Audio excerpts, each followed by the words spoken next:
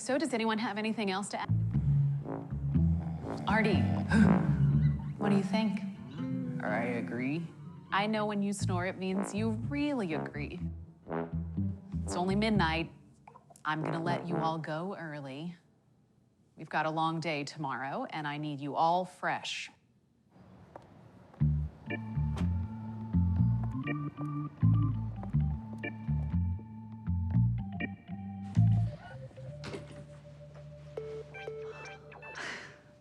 Why are you awake, sweetie? Mom, I had an awesome dream, and I don't want to forget it. Tell me all about it. Was it scary or silly? Were you hanging out with aliens again? Toto was standing by the window. Hang on 1 second.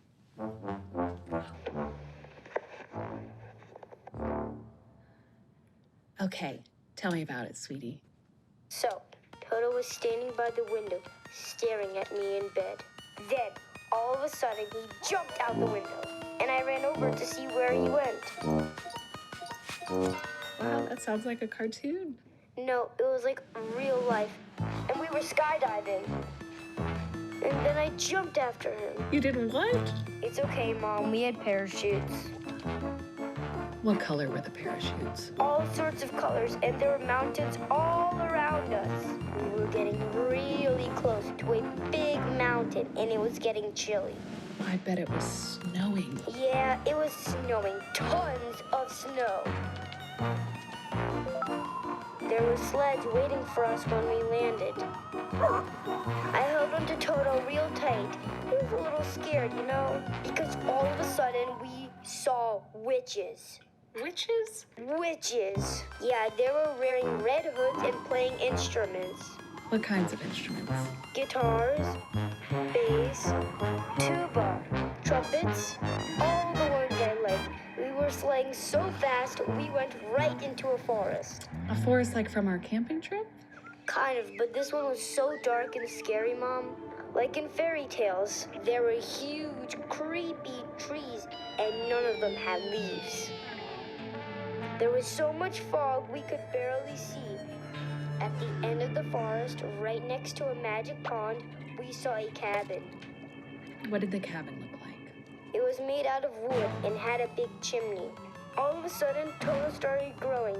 He kept getting bigger and bigger and bigger, as big as a horse. I bet he grew so big to protect you. When we went inside, there was a band playing, a band of dogs. Puppet dogs. And they were playing Happy Birthday.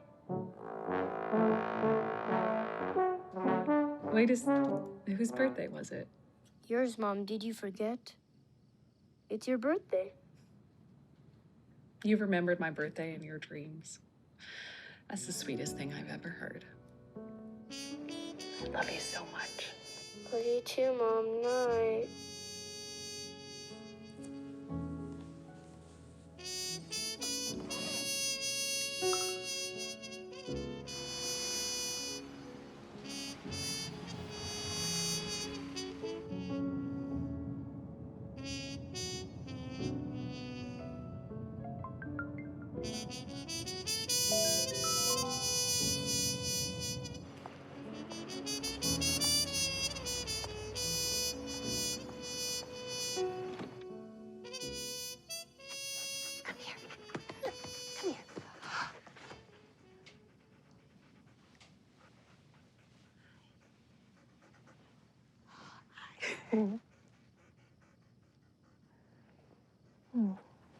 Want to see something cool? Yeah.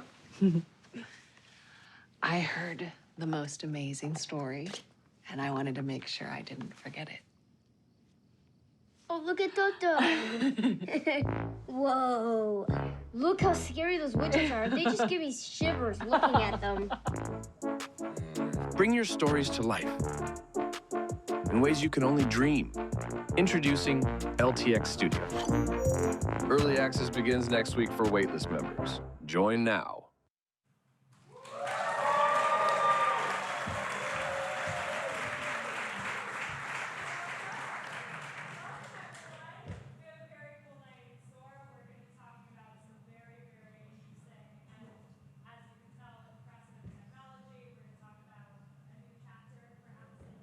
Stories.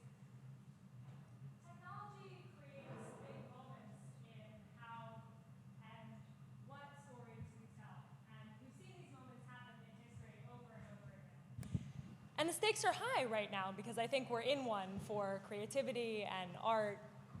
And so we're going to hear and see a lot of ideas. If there's one thing that you take away from this evening, it's try it yourself. Try this tool, see what you think, tell us what you think about it. And we're going to get an opportunity to talk to some of the folks behind it and hear about the goals and the challenges and the things that are going to be possible with this tool. So I'd like to invite up Lightricks CEO and co-founder Zeev Farbman and VP of Product for LTX Studio, Alon.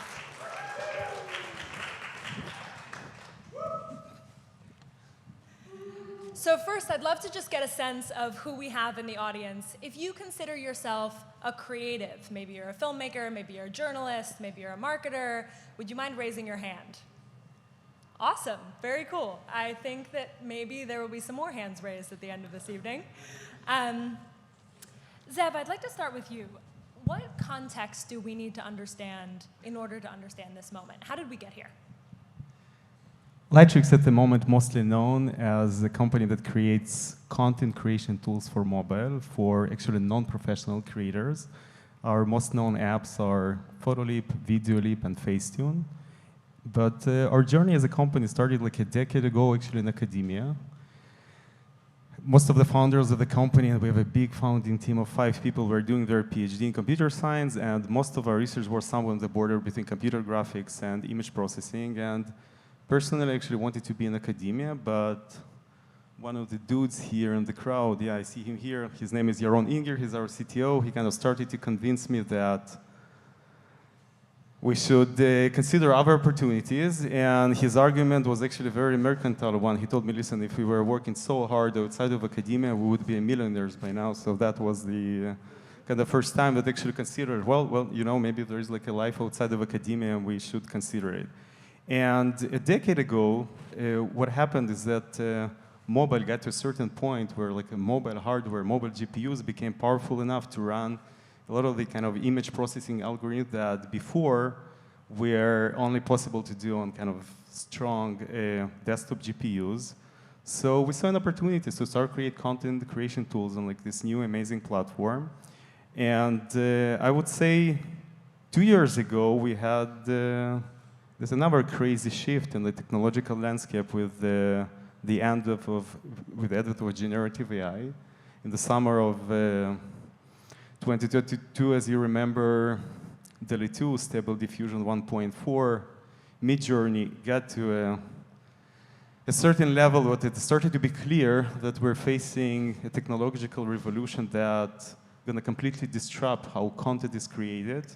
And internally in the company, we started to explore different opportunities that this disruption brings on the table. So we basically had 2 different task forces that tackled kind of different ideas. One was kind of spearheaded by our VP of Creative Marketing, that's like the dude here, Omer. And he had like this idea that large language models can be utilized in order to kind of visualize your ideas very quickly. So he started to create like this internal tool where marketing people could create like storyboards really quickly. So that was like one team. And another team was kind of tried to figure out what degree of control we can create during a video creation process. So I don't know if you remember, like in February last year, a seminal paper came from Stanford that introduced the concept of ControlNet, the ability to control the image generation process of diffusion models using kind of different modalities, such as like image edges, depth, normal maps, etc.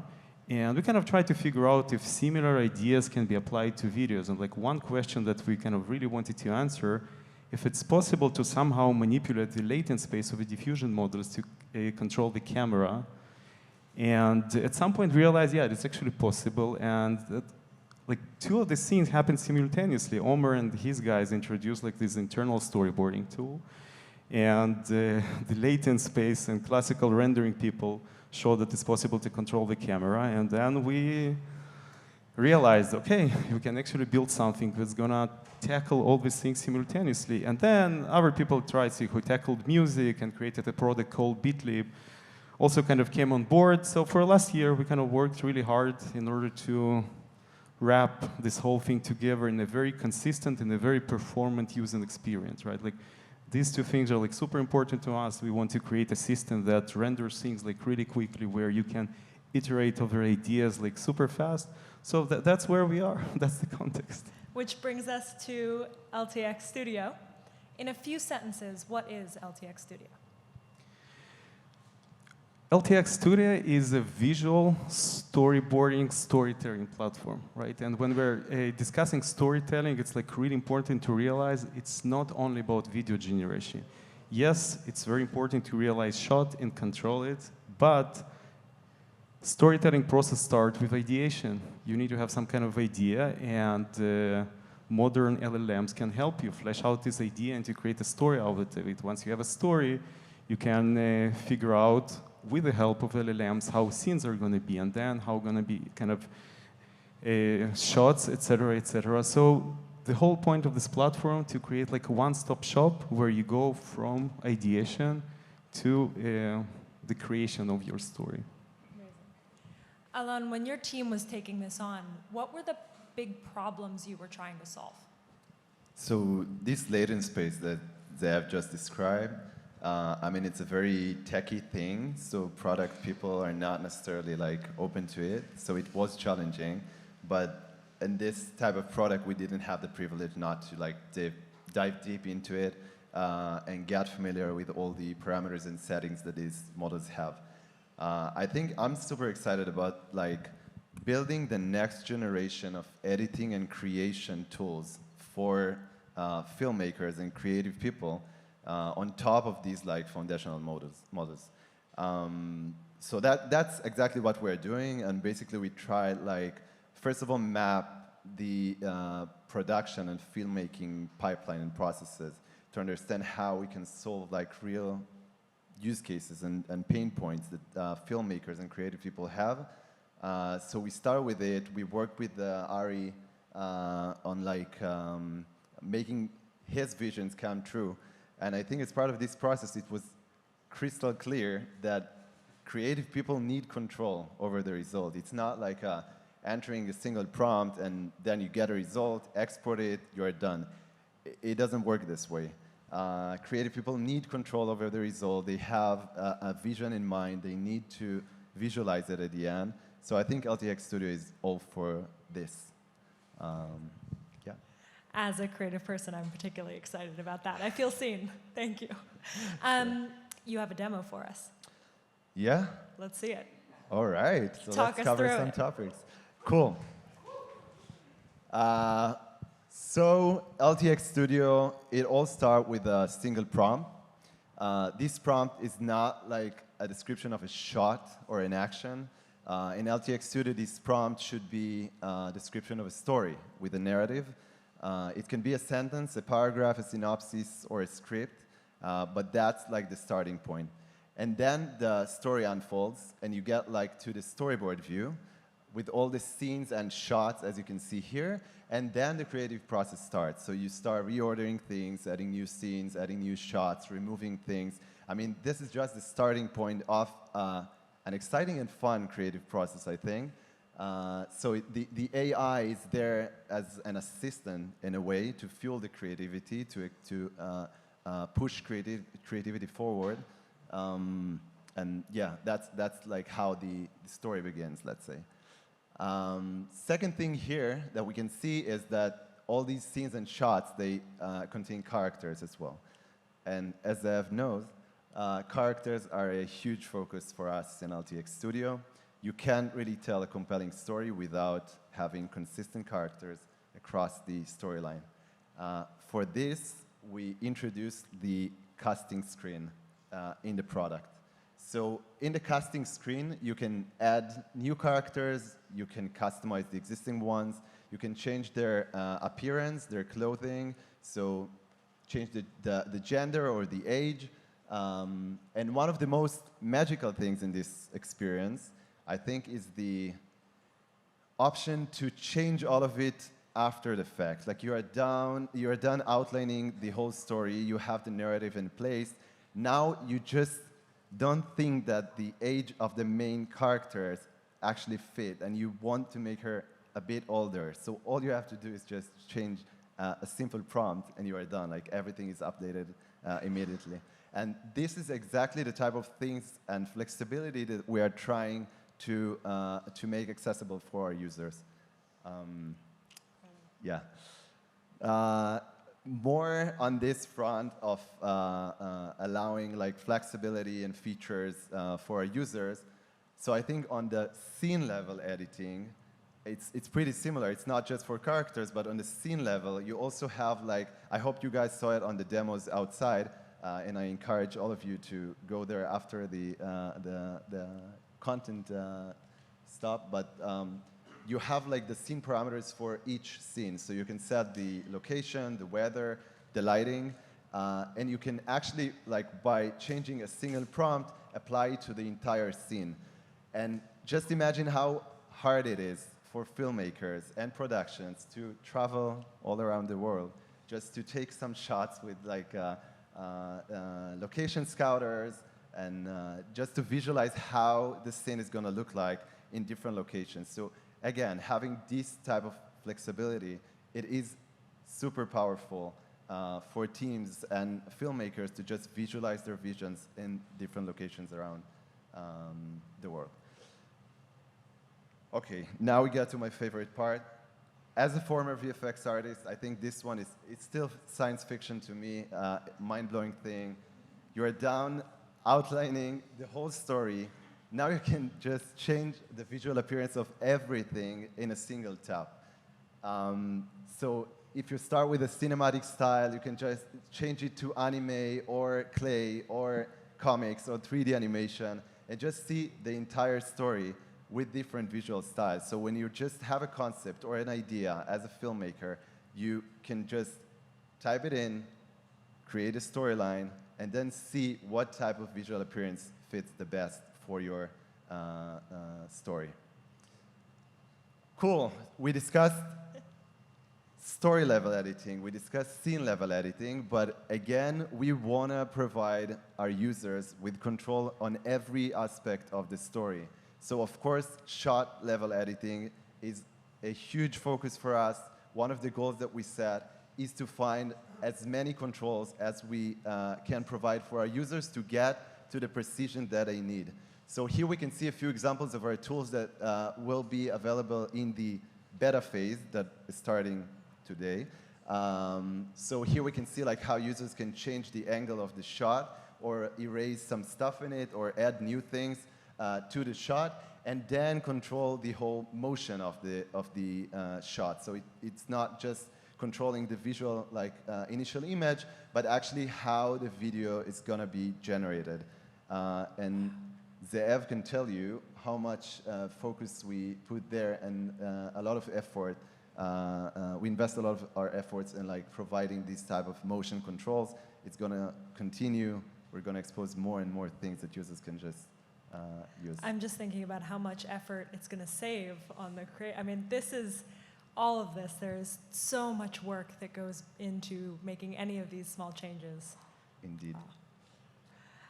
Cool. So I think the last thing here, and one of our goals, again, was to, as Zeev said, is to provide this one-stop shop for users to just use LTX and move all the way from ideation and concepting to the final edit. But a final edit won't be final without the soundtrack.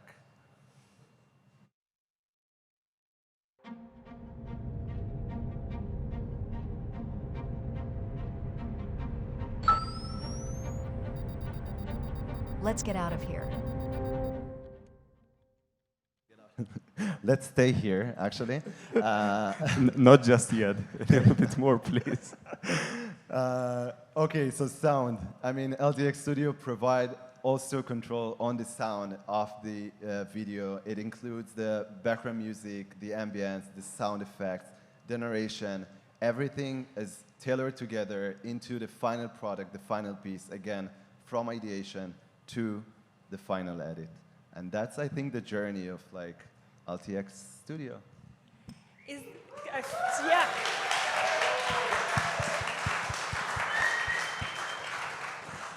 You called out the style change as a former VFX artist. I'm curious, Zeev, if there's a part of this that feels like sci-fi to you, if there's a particular aspect of what Alon just talked about that is your favorite. Listen, like I sometimes just like wake up in the morning and just can't believe, on one hand, how magical these things are, but on the other hand, how quickly we are becoming just like accommodated to these things. I'm seeing this like Reddit discussion where it goes, okay, Claude is great at programming, but I'm giving it my rep of 30,000 lines of code that it's not here yet. Like, guys, come on, let's go back like 2 years ago, where all this thing came from. So appearance is a magical thing, but like I don't know, it's all magical. Like even when you're kind of training these models, even when you're kind of working on it, it came as a huge surprise because these architectures were around since the 80s, and like they mostly were like academic toys. But at some point, again, like summer 2022, there was like this inflection in the quality of the outputs, and yeah, magical moment in time. It is. I'm curious. It seems wild to be asking this question, but what's next beyond even what we just saw? Okay, so as I mentioned, one of the things that's like super important for us is to create a very performant system. And one of the things that unfortunately kind of didn't make the cut for the beta version that's going to be released today is previews. So previews is like a very simple concept. At the moment, you're going to wait 5 to 15 seconds, depending on the kind of shots that you're going to create. We're kind of striving to create like a low-resolution preview of a different possibility simultaneously of a shot that's gonna be available in 3 to 5 seconds. And again, it's like a super important when you're like iterating quickly and you want to see like a different direction where the motion is gonna go. It was supposed to be ready. Where's the VP engineering? I blame this guy in the white shirt there. He just like cut it in the last moment for some. But anyhow, other cool things that are coming next, and by the way, guys, it's like really important. When I'm saying coming next, we're not talking about months, we're talking about weeks. We already took kind of a screen casting of these features, you're gonna see them now.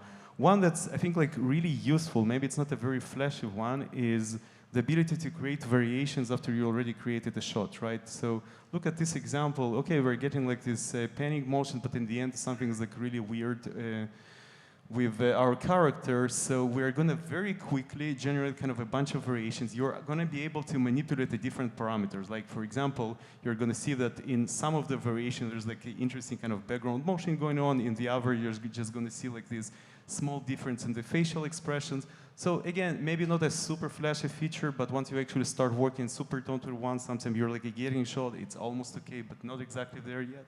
So variations are like super important.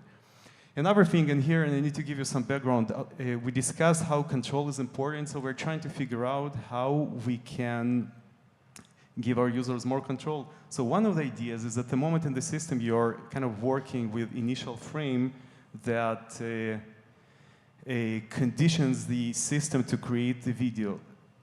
Next idea that's coming is the ability to create like a first frame and the last frame. Right, and that is going to allow you to do a bunch of cool things. Like, first of all, transition from one environment to another.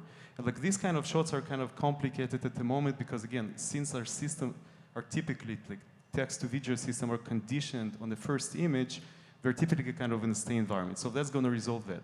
Another advantage of this way of working that is going to help you to create animations by, and I think it's like almost like holy grail, like Ari, correct me if I'm wrong, of the animators where you're going to envision like the first keyframe, the last keyframe, and the system is going to create the transition for you. So let's see kind of some examples. And that obviously comes with the camera control, right? So you can generate the first frame, you're generating the last frame, you're like positioning the camera exactly with the arcball interface that you already saw in the demo, and it creates like a transition for you with kind of a bunch of parameters. For example, how abrupt the video of the animation is, etc. And there are like a ton of cool things that you can do with it. For example, you want to kind of animate your character in a very specific way. So let's see some examples of that. We have this tiger, so we generate like a first frame, the next frame, the transition is created automatically, and you're going to have like a bunch of parameters. For example, how abrupt the transition is, right? So let's see kind of a next example here. We're going to have a kind of way more abrupt transition, right? If you're going to want to make something like that. So guys, all these things, I hope in the next couple of weeks, unless again, Barak tells me that the load on the server is something, right? So.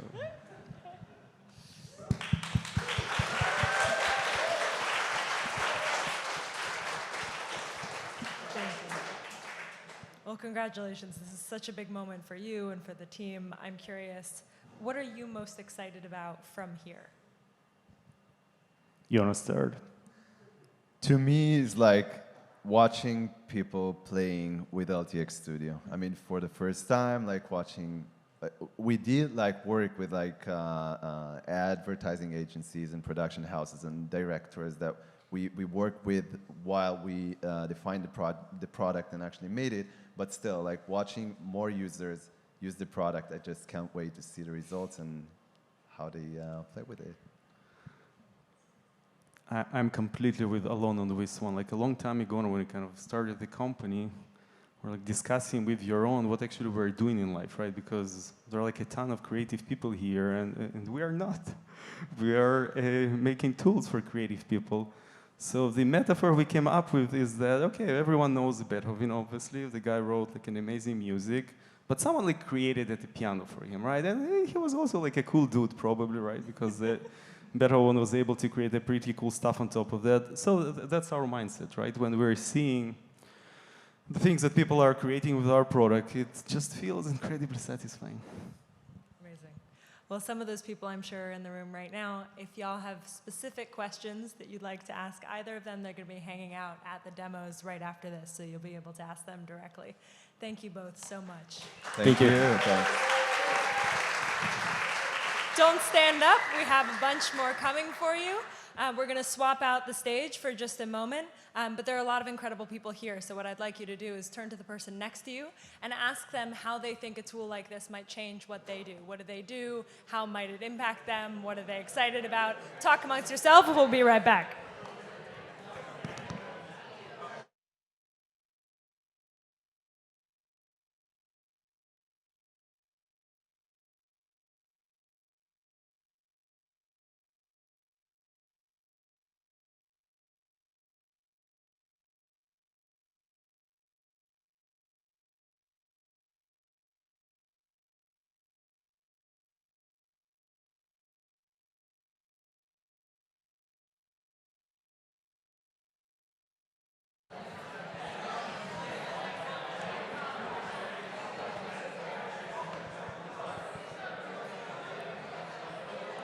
All right, I hate to interrupt your conversations.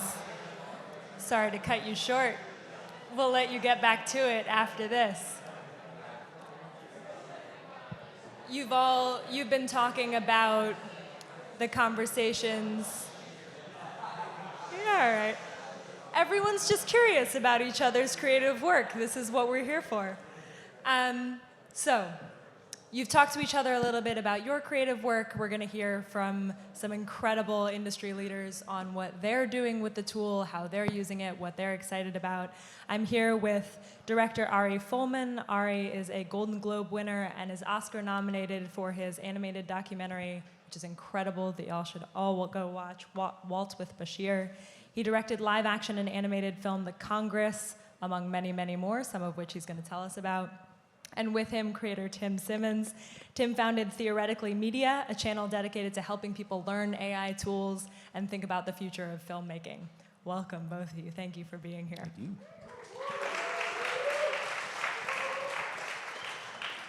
Ari, you've worked with LTX Studios.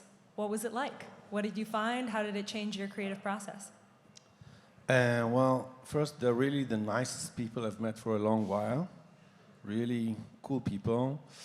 I came meeting them after a production of 8 years of making an animated movie. that ended up with people going, some of them to mental hospitals, some of them severely sickness, and it was a tough one.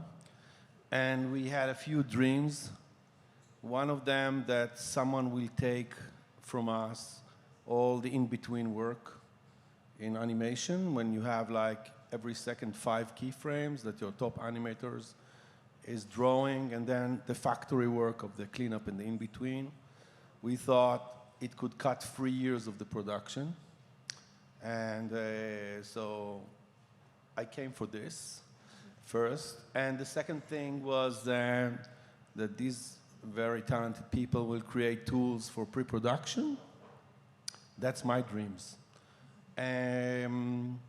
Which will be something like an animatic platform that you can, within a very short time, create your film in a moving video board, with, which is now very easy, the voices of the actors without even bringing them, but paying them, meaning you can create all your voices and then sample their voices, and you will be able to see before you go on set and before you shoot as much as you can from the final outcome that will be the movie.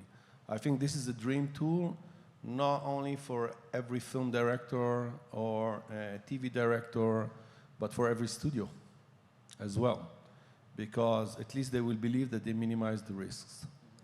So this is why I came in, and it was like going to a different city with an incredible Luna Park with playgrounds.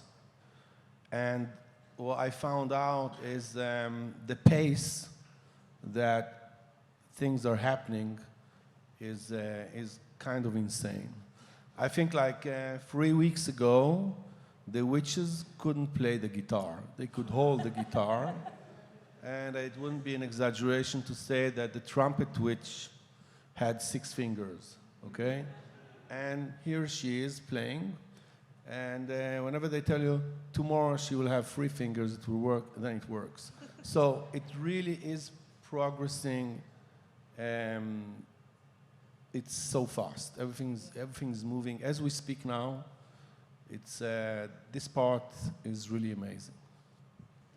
One of the things I'm particularly interested in, as someone who has produced on Netflix but is primarily working now on YouTube, I'm curious, Tim, how you see the progression of some of these tools opening up more opportunities for people making creative work online, more sort of, we're talking broadly here about the creator economy. What do you think the implications are for welcoming in more people into making creative work? For sure. I think when I see these tools, I always think about, well, I think about us, in all honesty, like smaller, not smaller creators, but like smaller team creators who are not necessarily working with the largest of budgets. And all of these tools allow us, to do so much more than, I like to think of them as, like, you have this studio filled with interns. 3 or 4 of them are drunk. And, you give them, an idea, and they generate these ideas. They sometimes will generate bad ideas, sometimes will generate good ideas, but, you have a little music department for you. Now you have a visual effects department, you have a image department, and it's now you as the creator who can fine-tune those details to get the results that you're looking for, or collaborate with it, in all honesty, in terms of like pulling things in to create background shots or graphics. You recently did a really cool video on the driving an F1 car. I don't know if anybody saw that video. It's awesome. But for something like a 3D shot that you did there, like you could now generate that 3D shot, saving you a ton of time, or even just generating it up. You have a 3D person that you work with, yes? I do. Let's shout him out. His name's Justin Poor, and I really think that this would save him a lot of time. Yeah, but even on just a communication level with Justin, if you generate something up where you're just like, this is kind of the thing that I'm looking for, and it just helps communicate that to other team members, that's going to save you just a ton of time and possibly like miscommunication errors in that could cost you a day or two. So one quick thing. So I was watching the video earlier today, and did anybody have that split-second thing where when the first shot with the mom, where you're just like, wait, is that AI generated or is that not AI generated? Like, we're starting to hit that point, aren't we? So. Zooming out, I think it's interesting to think about the ways that technology has changed creative work already. I mean, I have my job to thank for the people that made video cameras themselves smaller and less expensive and able to be, flown around the world for no money in my backpack. And I'm curious, this is a question for both of you, what are the historical references for this moment that you think about that help us understand the moment that we're in now? Well, I can tell you that in 1988, I was second year in film school, and they called me to the dean, and he told me, look, there is this new technology that's going to kill everybody. It's called IMAX, and they are gathering 20 students from around the world to a course with the best of the IMAX people in Bradford, England. And you go there, you're going to be our representative, and you're going to create the next IMAX here, because cinemas will cease to exist. So we went there. It was like incredible. We got those 140 millimeter frames, like postcards, and they told us that cinema is dead, and this is the future of cinema, and we're going to be the pioneers. And they held a competition, and the winner got $1 million to create a 7-minute IMAX movie. This was 1988, and I think 3 years later, the Dogma people with Lars von Trier, they started making films with a DVX 100 camera that costs $600. Feature films that went to Cannes Film Festival and everything. So you can see that technology, I mean, I'm really keen on technology, and I think that it doesn't really change. It eases the production, and it opens new art forms. That's what I think. And then IMAX became something like a museum, and it's an art form, and the Dogma is an art form that used to be. And then we have digital cameras, and my son, who's a film student, he showed me a really interesting essay that out of the 35 leading films in the Academy Award this year, 18 were shot in film. Wow. Can you imagine? 18. While The Creator, for example, which is a massive sci-fi movie, was shot with an FX3, which is a $3,000 camera. And I saw an interview with the cinematographer that he says how they had a buffet of FX3 camera, and everyone from the crew wanted to shoot the scene, could take one camera, attach a lens, and shoot it, So I think it's, I don't feel any threat of technology. On the contrary, I think it opens like new options, and this is a lovely option. And I think this option will create a new art form. I don't think it will, as people fear, try to replace what we know as films. We discussed with Zeev last night, we discussed half an hour Poor Things by Lanthimos. AI is great, but it will never make Poor Things, and it will never make the performance of Emma Stone, which is once in a decade, But it will make different kind of movies, with different kind of artists, I think. And this will be interesting, really interesting to see what's going to develop. And I think, for me, the coolest thing is now that they release it, is to see what just people, not great directors, what they make out of it. And they're going to invent a new language. And this is, I think, for me, the most intriguing thing about it now. Tim, is there anything you'd like to add? Yeah, in terms of like a historical reference to what all of this is, I've often been saying that it's 1899 and the Lumieres just handed everyone a camera in the world. See what we make with it. We're very excited to see what you make with it. And I am honored to be able to be the person to announce this, but everyone here is going to get access to LTX Studio's exclusive beta.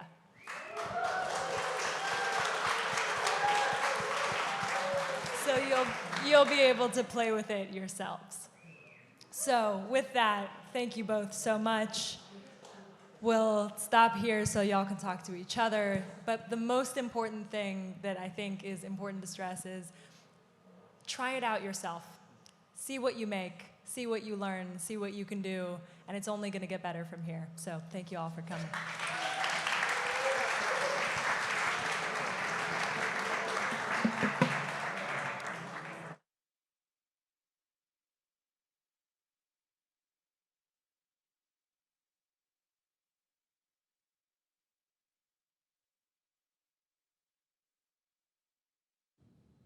So does anyone have anything else to add? Artie, what do you think? I agree. I know when you snore, it means you really agree. It's only midnight. I'm gonna let you all go early. We've got a long day tomorrow, and I need you all fresh.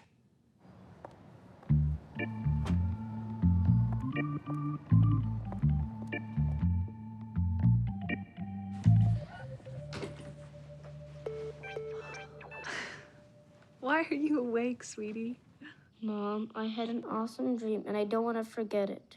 Tell me all about it. Was it scary or silly? Were you hanging out with aliens again? Toto was standing by the window. Hang on 1 second.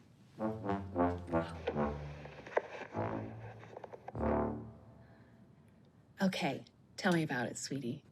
So, Toto was standing by the window, staring at me in bed. Then, all of a sudden, he jumped out the window, and I ran over to see where he went. Wow, that sounds like a cartoon. No, it was like real life, and we were skydiving. And then I jumped after him. You did what? It's okay, Mom, we had parachutes. What color were the parachutes? All sorts of colors, and there were mountains all around us. We were getting really close to a big mountain, and it was getting chilly. I bet it was snowing. Yeah, it was snowing. Tons of snow. There were sleds waiting for us when we landed. I held onto Toto real tight. He was a little scared, you know, because all of a sudden we saw witches. Witches? Witches. Yeah, they were wearing red hoods and playing instruments. What kinds of instruments? Guitars, bass, tuba, trumpets, all the ones I like. We were sleighing so fast, we went right into a forest. A forest like from our camping trip? Kind of, but this one was so dark and scary, Mom. Like in fairy tales, there were huge, creepy trees, and none of them had leaves. There was so much fog we could barely see. At the end of the forest, right next to a magic pond, we saw a cabin. What did the cabin look like? It was made out of wood and had a big chimney. All of a sudden, Toto started growing. He kept getting bigger and bigger and bigger, as big as a horse. I bet he grew so big to protect you. When we went inside, there was a band playing, a band of dogs. Puppet dogs. And they were playing Happy Birthday. Wait, whose birthday was it? Yours, Mom. Did you forget? It's your birthday. You remembered my birthday in your dreams. That's the sweetest thing I've ever heard. I love you so much. Love you too, Mom. Night.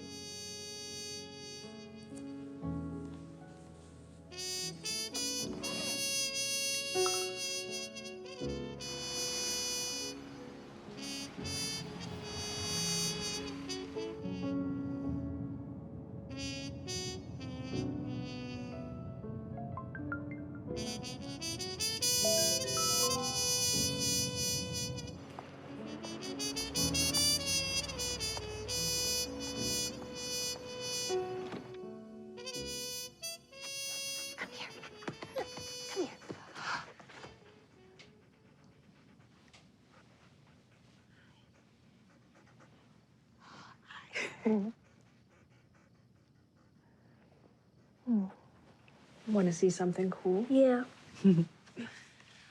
I heard the most amazing story, and I wanted to make sure I didn't forget it. Oh, look at Toto. Whoa. Look how scary those witches are. They just give me shivers looking at them. Bring your stories to life in ways you can only dream. Introducing LTX Studio. Early access begins next week for waitlist members. Join now.